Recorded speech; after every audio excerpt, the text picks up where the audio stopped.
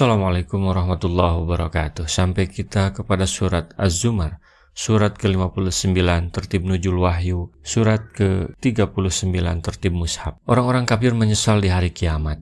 Mereka beriman tetapi imannya terhalang oleh batas alam. Di alam akhirat tidak berguna lagi kesadaran. Maka keimanan itu di dunia. Inti keimanan itu keikhlasan. Keikhlasan inilah yang menjadi pondasi peradaban Islam. Tetapi masalahnya, kenapa ada orang yang tidak ikhlas? Maka dalam surat ini kita diingatkan tentang dua kelompok manusia di akhirat. Kelompok tersebut disebut Az-Zumar. Ada kelompok orang-orang ikhlas. Sebaliknya ada kelompok orang-orang kafir.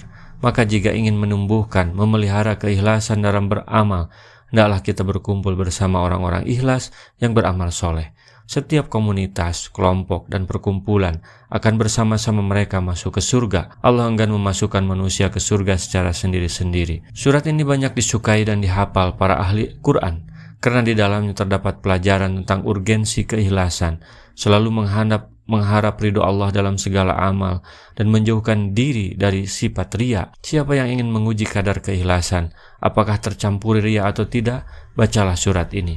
Apa ukuran ikhlas itu? Kita harus selalu berupaya menjauhkan amal dari mengharap selain keriduan Allah Subhanahu wa ta'ala. Oleh karena itu jangan sampai mengatakan dalam hati, "Fulan melihatku," atau "orang-orang menyebutku." Ikhlaskan ibadah hanya kepada Allah. Suami, istri, anak, pemimpin, atau sebagai apa saja, pastikan seluruh hidup ini hanya untuk menghadap ridho Allah, mengharap ridho Allah. Surat ini turun sebelum hijrah setelah surat Saba. Dalam surat Saba dijelaskan pondasi peradaban adalah tauhid. Islam itu tauhid. Apa tauhid? Tauhid itu ikhlas. Orang merasa segala pencapaiannya adalah hasil kerjanya. Ini tidak ikhlas. Bagian 1, membersihkan ibadahannya kepada Allah. A'udzubillahi minasyaitonirrajim. Bismillahirrahmanirrahim. Tanzilul kitabi minallahil azizil hakim. Kitab Al-Quran ini diturunkan oleh Allah yang maha perkasa lagi maha bijaksana. Allah subhanahu wa ta'ala memberitahukan bahwa penurunan kitab ini, yakni Al-Quran, adalah dari sisinya. Al-Quran adalah kitab yang benar, yang tiada kebimbangan dan keraguan padanya. Inna anzalna ilaikal kitaba bil haqqi fa'budillaha mukhlishan lahuddin. Sesungguhnya kami menurunkan kepadamu kitab Al-Quran dengan membawa kebenaran, maka sembahlah Allah dengan memurniakan ketaatan kepadanya. Sembahlah Dia semata, tiada sekutu baginya, dan serulah makhluk untuk menyembahnya, dan beritahukanlah kepada mereka bahwa tidak ada Tuhan yang patut disembah selain hanya Dia semata, dan bahwa tiada sekutu baginya, tiada saingan, serta tiada tandingan baginya. Ala lillahid dinul khalis walladzina tahadu min duni awliya ma na'buduhum illa liyuqarribuna ilallahi zulfa innallaha yahkumu bainahum fima hum fihi yahtalifun innallaha la yahdi man huwa kadhibun kafar. Ingatlah, hanya kepunyaan Allah lah agama yang bersih dari syirik, dan orang-orang yang mengambil pelindung selain Allah berkata, kami tidak menyembah mereka, melainkan supaya mereka mendekatkan diri kami kepada Allah dengan sedekat-dekatnya. Sesungguhnya Allah akan memutuskan di antara mereka tentang apa yang mereka berselisih padanya. Sesungguhnya Allah tidak menunjuki orang-orang yang pendusta dan sangat ingkar. Tiada suatu amal pun yang diterima kecuali yang dikerjakan oleh pelakunya dengan niat ikhlas hanya karena Allah semata. Tiada sekutu baginya.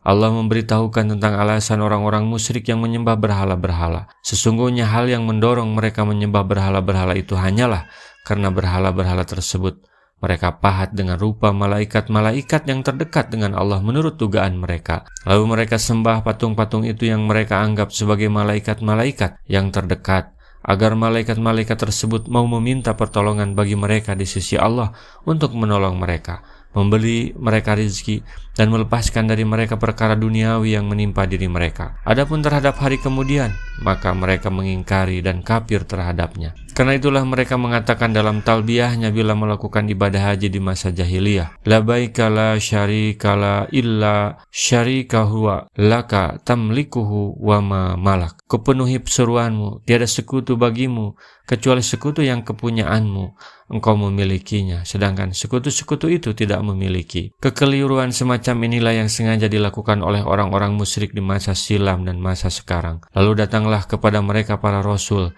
yang menolak keyakinan seperti ini, melarangnya, serta menyeru mereka untuk memurnikan penyebaran hanya kepada Allah, penyembahan hanya kepada Allah semata, tiada sekutu baginya, dan bahwa hal tersebut merupakan sesuatu yang dibuat-buat oleh orang-orang musyrik dari diri mereka sendiri. Allah tidak mengizinkan hal itu, tidak merestuinya, bahkan murka terhadapnya dan melarangnya. Allah Subhanahu wa Ta'ala memberitahukan bahwa para malaikat yang ada di langit, yaitu para malaikat yang terdekat dan juga malaikat lainnya, semuanya ialah hamba-hamba Allah yang tunduk patuh kepadanya.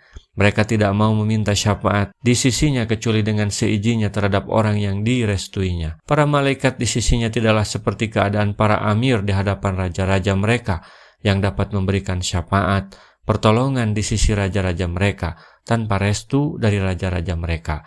Raja mereka setuju ataukah tidak, syafaat tetap dilakukan. Allah tidak menunjuki mereka ke jalan hidayah, yaitu orang-orang yang tujuannya dusta dan mengada-adakan kebohongan terhadap Allah, serta hatinya kafir kepada ayat-ayatnya, juga ingkar kepada hujah-hujah dan bukti-bukti yang jelas darinya. Kemudian Allah menjelaskan bahwa dia tidak beranak, tidak seperti apa yang dikira oleh orang-orang yang bodoh dari kalangan kaum musyrik, yang mengira bahwa malaikat itu adalah anak-anak perempuan Allah, juga tidak seperti yang diduga oleh orang-orang Yahudi dan orang-orang Nasrani terhadap Uzair dan Isa. Law aradallahu ayattahida walada lastafa mimma yahluku ma yasha'u subhanahu wallahul wahidul qahhar. Kalau sekiranya Allah hendak mengambil anak, tentu dia akan memilih apa yang dikehendakinya di antara ciptaan-ciptaannya yang telah diciptakannya. Maha suci Allah.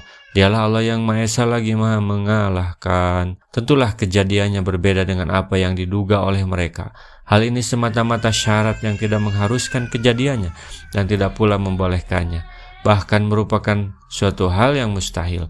Dan sungguhnya tujuan utama dari ungkapan ini hanyalah semata-mata menggambarkan tentang kebodohan mereka dalam dakwaan dan perkiraannya. Maha tinggi lagi Maha suci bila dikatakan Allah mempunyai anak, karena sungguhnya Dia Maha Esa, Tuhan yang satu lagi tunggal, bergantung kepadanya segala sesuatu.